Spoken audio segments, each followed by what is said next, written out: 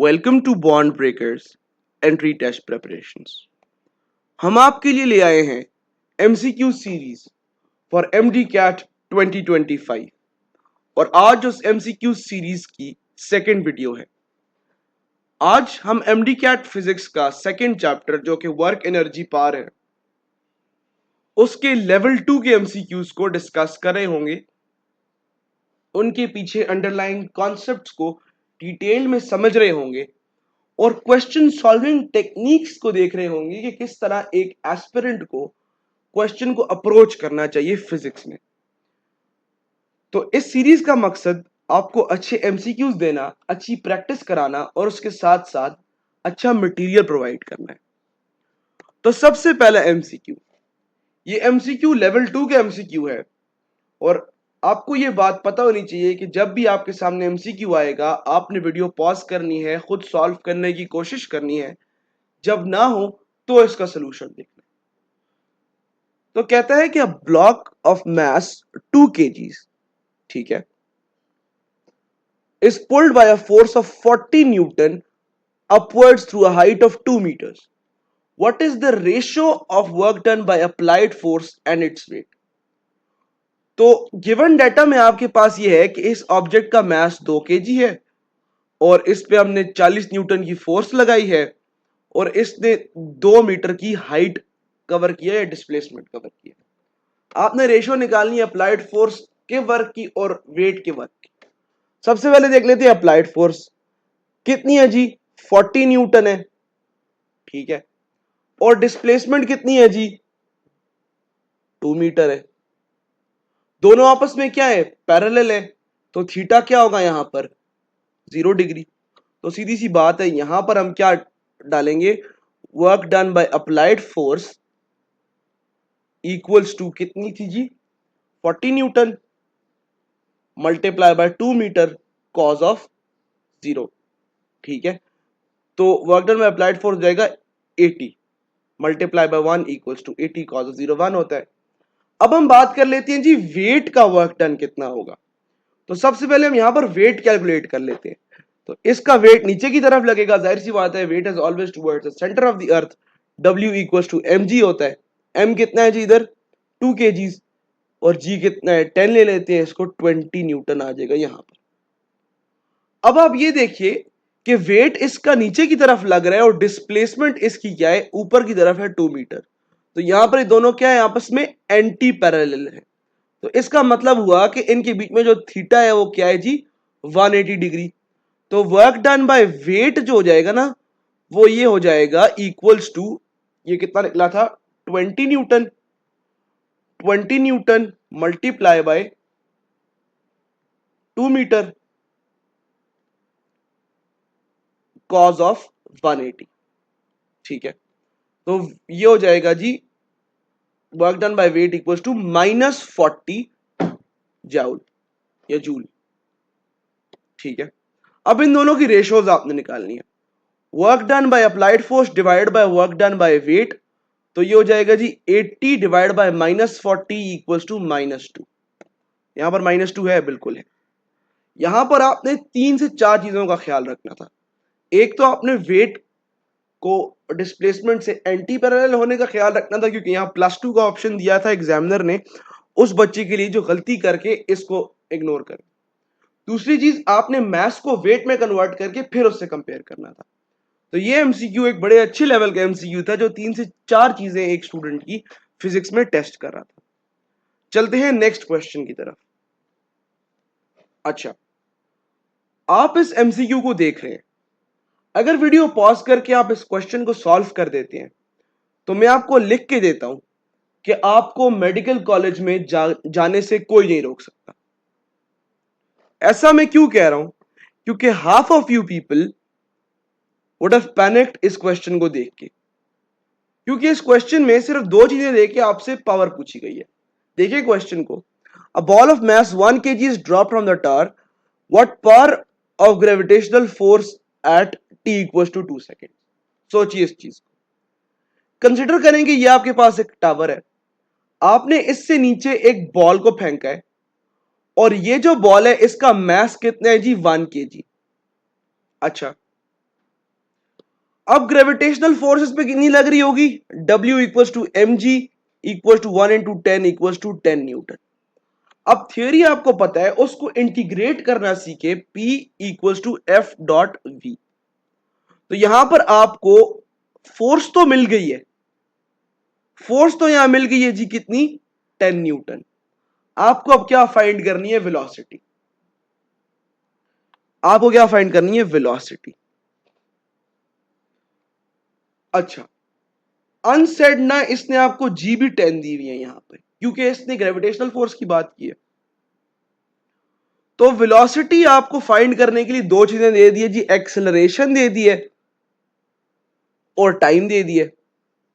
तो कोई ऐसा फॉर्मूला है जो एक्सेलरेशन, वेलोसिटी और टाइम तीनों को कनेक्ट करता हो या तीनों को जोड़ता हो? हाँ बिल्कुल है, बिल्कुल है, A equal to V by T. तो यह हो जाएगा G equal to V by T, free fall है, V equal to G T. तो V इक्वल्स टू G कितना है जी, 10 है, टाइम कितना है जी, 2 सेकेंड्स है, V equals to 20 metre per second. तो यहां पर हम ऐड कर लेंगे, मल्टीप्लाई करेंगे 20 मीटर पर सेकेंड और ये आ जाएगा 200 वाट। तो ये क्वेश्चन था, थोड़ा सा इंटरप्रेट करने से आप इस क्वेश्चन को बड़ी आसानी से सॉल्व कर सकते थे, लेकिन एग्जामिनर ने खुद जानबूझ के कम वेरिएबल्स देके आपको कंफ्यूज करने की कोशिश की थी। चलिए अपने नेक्स्ट एमसीक्यू की तरफ जाते हैं। नेक्स्ट एमसीक्यू हमारा ईटा 2007 का पास्ट पेपर का एमसीक्यू है और इसमें कहते हैं electron revolves around the nucleus and completes 50 revolutions पर minute, the work done bye coulomb force. सबसे पहले आप विजुअलाइज करें, विजुअलाइज ये करें कि यार एक न्यूक्लियस है, उसके इर्द गिर्द एक इमेजिनरी ऑर्बिट है, सर्कुलर कह रहे हैं इसको फिलहाल, और इसमें कहते हैं कि एक इलेक्ट्रॉन जो है ना वो ट्रेवल कर रहा है, ठीक है। अब कूलम फोर्स क्या कर रही है जी, इस पॉजिटिव चार्ज की तरफ इस इलेक्ट्रॉन को खींचने की कोशिश कर रही है सारा टाइम। अगर वो सेंटर की तरफ खींचने की कोशिश कर रही है तो इस केस में आपको समझ आ रहा होगा कि इलेक्ट्रॉन के केस में कूलम फोर्स एज क्या ऐड करिए, सेंट्रीपिटल फोर्स, ठीक है। ये कॉन्सेप्ट आपको समझ आ गया। अगर वो सेंट्रीपिटल फोर्स के तौर पे ऐड करिए, इसका मतलब है कि वो radially towards the centre act कर रही है, और डिस्प्लेसमेंट के क्या है जी यहां पर, परपेंडिकुलर, क्योंकि डिस्प्लेसमेंट यहां पे क्या है, टेंजेंट, ठीक है। अगर ये फोर्स और डिस्प्लेसमेंट आपके पास परपेंडिकुलर है तो वर्क डन क्या होगा, 0। इस एमसीक्यू में बच्चों ने गलती क्या की थी कि उन्होंने इस 50 रेवोल्यूशंस पर मिनट को तेज बनते हुए ओमेगा को उन्होंने, ओमेगा से उन्होंने V से S निकाल के और टॉर्क से फोर्स निकालने की कोशिश की थी, और कुछ ना कुछ करके उन्होंने 50 जूल्स आंसर निकाल लिया था, 50 जूल्स आंसर निकाल लिया। तो ऐसे एमसीक्यू को देख के ना, सबसे पहले जब भी सर्कुलर मोशन हो रहा है ना, आपके दिमाग में ये चीज आनी चाहिए, आपको ये ब्रिलियंस दिखानी है कि भाई एक चीज, क्या जो फोर्स मेरे सामने लिखी है, क्या वो सेंट्रीपिटल फोर्स के तौर पे एक्ट कर रही है? हाँ कर रही है, पहला चेक हो गया। दूसरी चीज, क्या ये डिस्प्लेसमेंट जो है वो टेंजेंट पे और फोर्स रेडियली जा रही है, दोनों परपेंडिकुलर है? हाँ परपेंडिकुलर है, 0, कैलकुलेट करने की जरूरत ही नहीं। तो ये एक और जॉनर ऑफ क्वेश्चंस इस पे आते होते हैं, जिसमें मैंने एमसीक्यू सीरीज 1 में भी एक तो सीधा सीधा ये था कि सेंट्रीपिटल फोर्स 0 देती है, दूसरा जॉनर ऑफ क्वेश्चंस मैंने कराया था कि एक रोटेटिंग बॉल थी जो कि एक्सिस के अराउंड मूव कर रही थी, उसके ऊपर भी मैंने आपको ये वाला एमसीक्यू कराया था। तो नेक्स्ट एमसीक्यू की तरफ चलते हैं। कहता है, अब इसको गौर से पढ़िए, कहता है कि at what angle work done will be 50% of maximum work done, ठीक है। इसका मतलब कहने का यह है कि वर्क डन मैक्सिमम तब होगा जब F S cos of 0 degree होगा और W max equals to F S होगा, और जब भी आप वर्क डन कैलकुलेट करेंगे तो वो एफ एस कॉस थीटा से कैलकुलेट करेंगे, जो कि W equals to W max cos of theta के इक्वल होगा। अब यहां पे ये कह रहे हैं 50% ऑफ मैक्सिमम, यानी कि W equal to W max by 2 कब आएगा? तो वो थीटा जिसके ऊपर 1/2 आएगा, थीटा का एंगल या कॉस की वो वैल्यू जिसका आंसर 1/2 आएगा, वो इसका आंसर है। तो कॉस ऑफ 60 क्या होता है आपके पास, 1/2। लेक्चर्स में मैंने बहुत डिटेल में ट्रिग्नोमेट्री पढ़ाई है आपको, सारी ट्रिक्स बताई है, बल्कि पढ़ाई तो नहीं है, ट्रिक्स बताई है जिसमें आपको कॉज और साइन की वैल्यू याद रहेगी। तो ये जाएगा W equal to W max by 2। तो ये आंसर है 60। अब ये मैक्सिमम वर्क डन पे ना 6 तरह के क्वेश्चंस आते हैं। ठीक है, मैं आपको करा देता हूं। 6 तरह के क्वेश्चंस आते हैं। पहला है जी मैक्सिमम वर्क डन पे थीटा क्या होगा, 0 डिग्री होगा। ठीक है। Negative of maximum work done पे थीटा क्या होगा जी, 180 डिग्री होगा। क्या इन दोनों के मैग्नीट्यूड में कोई डिफरेंस है? ऐसा एमसीक्यू मैंने आपको एमसीक्यू सीरीज 1 में कराया था जिसमें -1000 प्लस 1000 जाउल था। तो मैग्नीट्यूड दोनों का क्या होगा जी, सेम होगा। तीसरी चीज, जीरो वर्क डन कब होगा जी, थीटा इक्वल टू क्या होगा जी, 90 डिग्री होगा। या और कोई सिचुएशन हो सकती है, बिल्कुल हो सकती है, S0 हो या फिर F0 हो। ठीक है। अच्छा, 50% ऑफ वर्क डन कौन से थीटा पे होगा जी, maximum work done, theta equal to 60 degree. एक और सवाल, और 70% ऑफ मैक्सिमम वर्क कब होगा जी, थीटा इक्वल टू 45 डिग्री। तो ये 7 तरह के सवाल थे, 1 2 3 4 5 6 7, जो कि आपसे as a series of questions पिछले एमडी कैट के पेपर्स में पूछे गए हैं। तो ये सारे के सारे आपको लाजमी फिंगर टिप्स पे आने चाहिए और इस एमसीक्यू पे आपने बिल्कुल टाइम जाया नहीं करना। चलते हैं नेक्स्ट क्वेश्चन की तरफ। अब ये वो क्वेश्चन है, इस क्वेश्चन को अगर आप देखें तो इस क्वेश्चन को आने के लिए आपको 2 प्री रिक्विजिट्स चाहिए। पहला, आपको वेक्टर मल्टीप्लिकेशन का आइडिया हो। दूसरा, आपको वर्क का फॉर्मूला आता हो। तो वेक्टर मल्टीप्लिकेशन जिसको नहीं आती, यूट्यूब पे जाए, मेरी मल्टीप्लिकेशन ऑफ वेक्टर्स की वीडियो देख के आए, ताकि उसको क्लियर हो और एमडीकैट में आने वाले सवाल वो कर सके। ठीक है। तो सबसे पहले हम क्या करते हैं जी, एफ और एस को मल्टीप्लाई कर देते हैं, इन दोनों के बीच में डॉट प्रोडक्ट फाइंड करना है। तो अगर उसने बोला है वर्क डन, तो इसका मतलब है कि इन दोनों का क्या है, आपस में डॉट प्रोडक्ट है। 3i cap plus 2j cap plus 4k cap, और दूसरे जगह पे आपको दिया गया है 10j कैप। एक तरीका तो लंबा तरीका तो यह है कि आप हर किसी से अलग अलग 10j कैप को मल्टीप्लाई करें, लेकिन मैं आपको यह बता चुका हूं कि i डॉट जे क्या होता है, 0, और j डॉट k क्या होता है, 0। क्यों? क्योंकि ये आपस में म्यूचुअली परपेंडिकुलर होते हैं। थीटा इनका क्या होता है, 90 होता है, तो कॉस इनका क्या आएगा, 0। तो ऐसी सिचुएशन में जब सिर्फ एक यूनिट वेक्टर दिया गया हो मैग्नीट्यूड के साथ, तो आपने क्या करना है, उसके सेम वाले के साथ इसको मल्टीप्लाई कर देना है। तो हो जाएगा 20j²। तो जे स्क्वायर क्या होता है, आपको पढ़ाया है मैंने मल्टीप्लीकेशन ऑफ वेक्टर्स में, 1। तो ये हो जाएगा 20 जाउल, इसका आंसर हो जाएगा। तो एक क्वेश्चन देने का मकसद ये था कि आपको मल्टीप्लीकेशन ऑफ वेक्टर्स और उसके साथ साथ डॉट प्रोडक्ट, क्रॉस प्रोडक्ट कैसे लिया जाता है और यूनिट वेक्टर्स में उसको हम कैसे यूज करते हैं, ये सारी चीज आपको आनी चाहिए। ठीक है।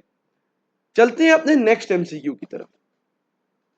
एमसीक्यू में ये कहता है कि आपके पास ये नम्स का पास्ट पेपर का क्वेश्चन है। पहली चीज आप इसको दिमाग में रख लें और अब क्वेश्चन को रीड करें। A gardener pushes a lawn mower through a distance of 20 metre.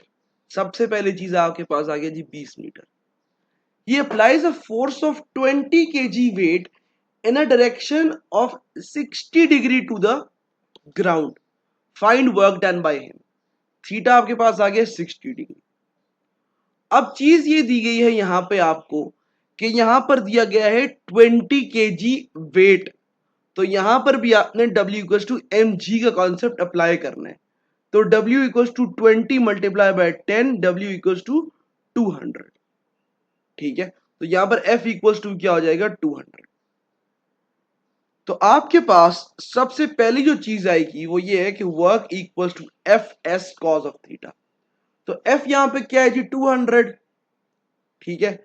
S क्या है यहां पर 20, कॉज ऑफ 60 क्या हो जाएगा यहां पर 1/2, डायरेक्ट करते हैं। ठीक है। तो ये हो जाएगा आपके पास W इक्वल टू टू जार क्या चीज हो जाएगा, 4, और 3 जीरो आ जाएंगे, divide by 2। W equal to 2000 जाओ। क्या इससे ये कोई आंसर है, नहीं 2000 तो नहीं है। क्या इससे करीब करीब कोई है, हाँ 1960।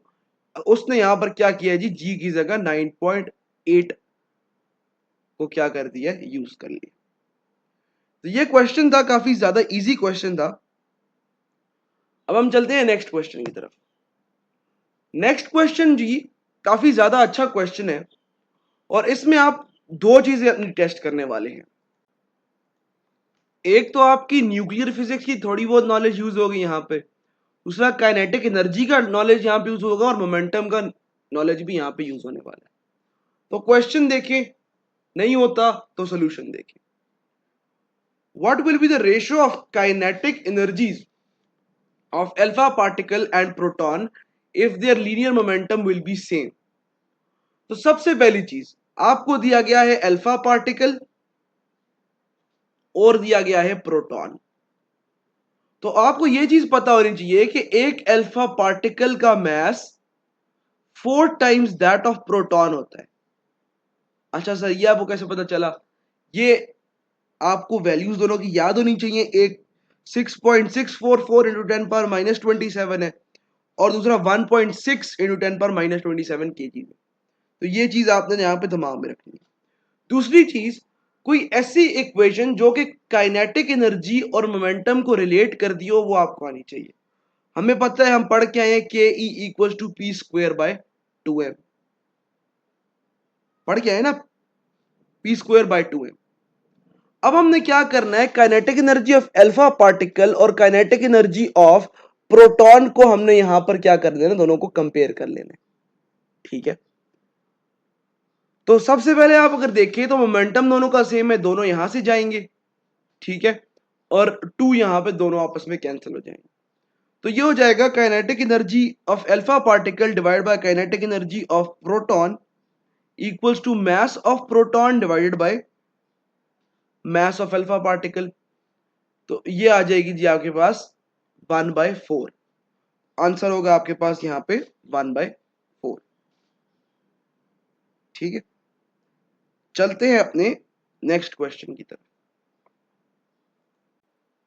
तो ये कैसे आया ना, अगर आपके दिमाग में ये क्वेश्चन हो रहा है कि 1/4 कैसे आया, तो अगर मैं इसको भी मास ऑफ प्रोटॉन ले लूं, इसको 4 in times into mass of proton ले लूं, तो ये ऐसे 1/4 आ जाएगा। तो नेक्स्ट क्वेश्चन देखते हैं। अच्छा, नेक्स्ट क्वेश्चन आपके पास है, if mass of m is dropped from height h vertically, f is the force of friction during downward motion and v is the velocity at bottom, find following equation will be held। तो ये आपके पास work energy theorem का question है, work energy theorem का question है।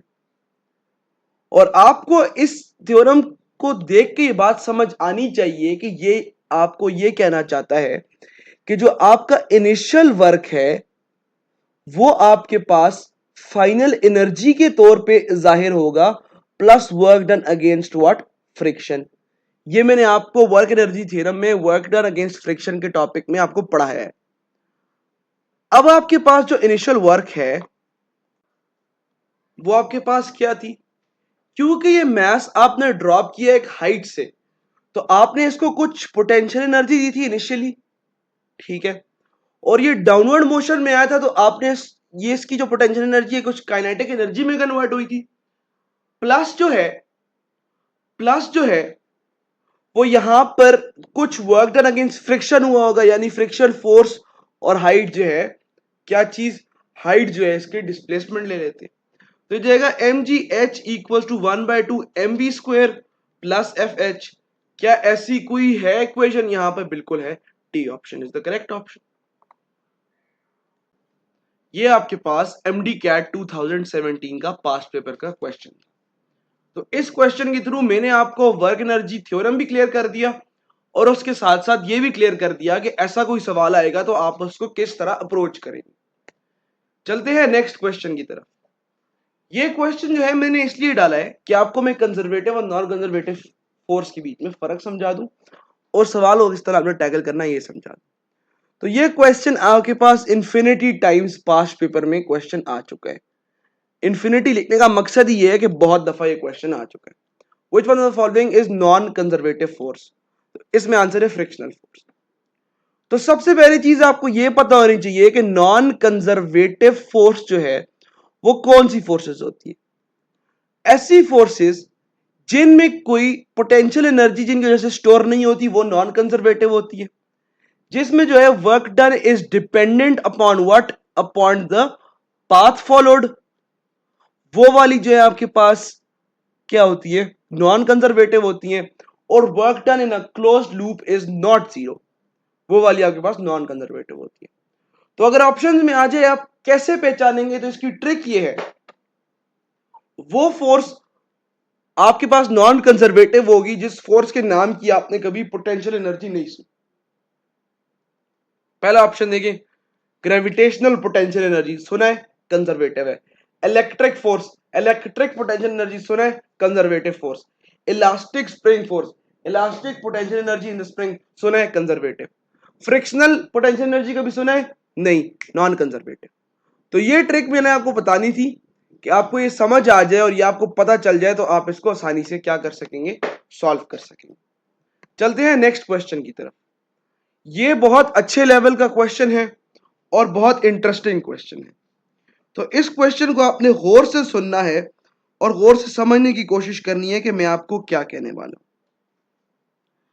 तो सबसे पहली चीज कहता है कि a body moves under the action of constant force along a straight line, the power correctly represented by। तो ये क्वेश्चन बहुत अच्छे लेवल का क्वेश्चन है और आपने इसको बड़े एहतियात से सॉल्व करना है। पहली चीज आपको यह पता होना चाहिए कि पावर और फोर्स में क्या रिलेशनशिप है। तो P equal to F dot V. इसमें पहली चीज ये है कि फोर्स आपके पास क्या है जी, कांस्टेंट है। अच्छा, फोर्स आपके पास कांस्टेंट है, क्या आपके पास वेलोसिटी भी कांस्टेंट है? आप कहेंगे क्या आपके पास यहां पर वेलोसिटी भी कांस्टेंट है? तो इसका जवाब है आपके पास वेलोसिटी तो कांस्टेंट नहीं है। वेलोसिटी तो कांस्टेंट नहीं है, क्यों? क्योंकि फोर्स आपके पास नॉन जीरो है, एक्सेलरेशन तो यहां पे होगी। लेकिन अब आप यहां पे इसको समझें कि आपके पास, इसको आप ऐसे भी लिख सकते हैं, P equal to F dot A T, यानी power as a function of time आप लिख सकते हैं। हाँ, लिख सकते हैं। क्या इसमें फोर्स कांस्टेंट है? हाँ, कांस्टेंट है। क्या इसमें एक्सेलरेशन कांस्टेंट है? हाँ, कांस्टेंट है। क्यों? क्योंकि फोर्स कांस्टेंट है। तो इसमें कौन सा ग्राफ है जो ये एक्सप्लेन कर रहा है कि आपके पास पावर यहां पर कांस्टेंट है? इसमें देखिए तो हाँ यार, ये भी एक्सप्लेन कर रहा है कि पावर कांस्टेंट है, लेकिन पावर क्या है, पावर सेम रह रही है। यहां पे फोर्स कांस्टेंटली लग रही है तो इसका मतलब है पावर तो एक वैल्यू तो नहीं रहेगी। दूसरा ऑप्शन देखें तो नहीं यार, पावर यहां पर कम होते हुए दिखा रहा है, तो दूसरा ऑप्शन तो नहीं हो सकता, पहला ऑप्शन भी नहीं हो सकता। इस ऑप्शन की तरफ देखें तो ये ऑप्शन तो कह रहा है कि डायरेक्ट पावर किसी पॉइंट से स्टार्ट हुई है, लेकिन आपके पास कांस्टेंट फोर्स है ना जब, तो इनिशियल वेलोसिटी आप यहां पर नहीं बता सकते कि जीरो है। ठीक है, लेकिन ये जो बी ऑप्शन है ये बहुत करेक्टली एक्सप्लेन करती है इस चीज को कि अगर आपके पास कांस्टेंट फोर्स लग रही है तो आपके पास एक्सेलरेशन कांस्टेंट है। इसका मतलब है कि पावर भी जो है वो क्या कर रही है, कॉन्स्टेंटली इंक्रीज कर रही है। तो करेक्ट ग्राफ वर्सेस टाइम होगी straight line passing through origin with a positive slope. ठीक है, अच्छा आगे चलते हैं। अगर किसी को अभी भी समझ नहीं आई तो यार, वेलोसिटी यहां पर इंक्रीज कर रही है तो ये वाली हो नहीं सकती, ये वाला हो नहीं सकता, क्योंकि फोर्स भी इंक्रीज कर रही है और फोर्स भी कांस्टेंट है और वेलोसिटी भी इंक्रीज कर रही है। ये वाला इसलिए हो सकता है कि आपको ये नहीं बताया गया कि इनिशियल वेलोसिटी जीरो है कि फाइनल वेलोसिटी क्या है। ठीक है, तो ये वाला ग्राफ तो आपके पास सिर्फ तब बनता ना जब पावर आपको इस तरह ग्रो करती हुई नजर आती। तो B option is the most suitable option इस क्वेश्चन में। नेक्स्ट क्वेश्चन पे चलते हैं। ये आपके पास एक इंपॉर्टेंट पास पेपर क्वेश्चन है, खास तौर पे ईटा या केएमयू वालों को ये क्वेश्चन कुछ ज्यादा अजीज है कि the efficiency of electric heater is 100%। अब आप पूछेंगे ये 100% कैसे है? ये 100% इसलिए कि भाई जो इलेक्ट्रिक हीटर होता है ना, इलेक्ट्रिक हीटर जो होता है ना, वो इलेक्ट्रिसिटी को लेके हीट प्रोड्यूस करता है। मतलब कि उसकी जो डिसिपेशन है या उसकी जो लॉसेस हैं वो सारे के सारे हीट में जा रही है और हीट ही हमें चाहिए। तो आउटपुट बाय इनपुट क्या है यहाँ पर 1, तो एफिशिएंसी इसकी 100% है। नेक्स्ट क्वेश्चन की तरफ चलते हैं। कहता है which of the following has largest kinetic energy. ये भी केएमयू एमडी कैट का पास्ट पेपर का क्वेश्चन है। तो इसमें एक एक करके आप 1/2 mv² लगा के देखते जाएं। अगर मैं mv² करूं इसका तो ये हो जाएगा 2 मल्टीप्लाई बाय 9 इक्वल्स टू 18। इसमें करता चलूं तो 5 मल्टीप्लाई बाय 4 इक्वल्स टू 20 हो जाएगा। 3 multiply by 16 equals to what, ये हो जाएगा 3 मल्टीप्लाई 48 और ये हो जाएगा जी 1 इंटू 1 रहेगा 1। तो इसमें सबसे ज्यादा कौन सा है, C option is the correct option. Next question देखते हैं। ये फिर आपके पास जो है वो लैंग्वेज बेस्ड क्वेश्चन है या फिर आपके पास ये नॉलेज बेस्ड क्वेश्चन है। मैंने इसलिए डाला है कि आपको ये समझ आ जाए कि भाई ऐसे भी क्वेश्चन आते हैं। The food we eat in one day has the same energy as that, ईटा का पास्ट पेपर क्वेश्चन है। इसका आंसर है 0.33 लीटर्स ऑफ पेट्रोल। मैं कुछ नहीं कर सकता भाई, ये क्वेश्चन आया हुआ है, मैंने कराना था। नेक्स्ट क्वेश्चन की तरफ चलते हैं। Two blocks having masses 3 kg and 4 kg are raised to same height from the earth's surface. The ratio of their gravitational potential of A and B is, अच्छा रेशियो ऑफ ग्रेविटेशनल पोटेंशियल पूछ रहा है। तो gravitational potential को अगर मैं यहां पर U से रिप्रेजेंट करूं, यू ए जो है ना वो GME/R है और यू बी भी जो है ना वो GME/R है। तो यहां आप देख सकते हैं कि U does not depend upon what, does not depend upon mass of object. तो इसका मतलब है कि दोनों के लिए जो है वो क्या सेम है, तो ये हो जाएगा 1:1। दोनों के लिए ग्रेविटेशनल पोटेंशियल क्या है, सेम, तो हो जाएगा 1:1। आगे चलते हैं। अच्छा, ये क्वेश्चन डालने का मकसद ये था कि आपको इसकी बेसिस पे आने वाले बहुत से क्वेश्चन समझाए जाए। तो इस क्वेश्चन को देखें, सॉल्व तो आपसे हो जाएगा, जाहिर सी बात है। Kinetic energy equal to 1/2 m3v²। तो ये हो जाएगा kinetic energy equals to 9 1/2 mv²। Kinetic energy equals to 9 times the original kinetic energy, तो 9 हो जाएगा। लेकिन यहां पर आपको बताने का मकसद ये था एमसीक्यू देने का कि इस पे आपको और भी तरह के एमसीक्यूज आते हैं। मतलब कि अगर मोमेंटम को डबल कर दे, मोमेंटम को डबल कर दे तो काइनेटिक एनर्जी पे क्या इफेक्ट आएगा, 4 टाइम्स हो जाएगी।